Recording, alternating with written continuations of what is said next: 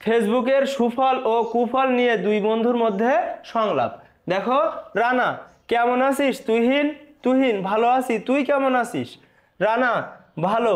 আচ্ছা, তোর বাসায় ব্রডব্যান্ডের স্পিড কেমন? তুহিন 512 রেগুলার, মাঝে মাঝে বাড়ে। আমি খুব একটা ব্রডব্যান্ড ব্যবহার করি না, আমার ওয়াইম্যাক্স আছে। রানা তাহলে ভালো স্পিড পাস?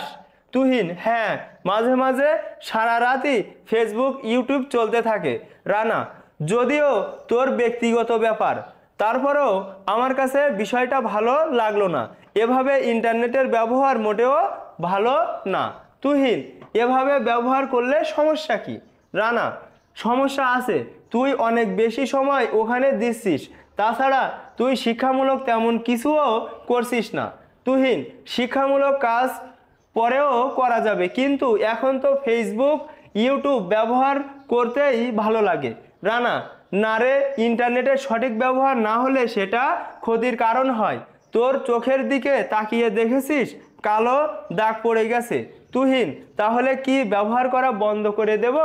রানা তা তো বলিনি, গঠনমূলক কাজে বেশি ব্যবহার করবি। তুহিন বুঝিনি, একটু সহজ করে বল।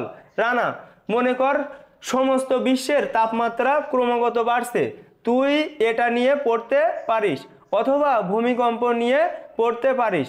যেহেতু আমরা এখন ভূমিকম্পের আতঙ্কের মধ্যে আছি। তুহিন এগুলো তো সারাদিনই টিভিতে দেখায়, এগুলো নিয়ে আবার পড়ার কি আছে? রানা আচ্ছা, তোর যা জানতে ইচ্ছে করে তাই নিয়েই পড়িস।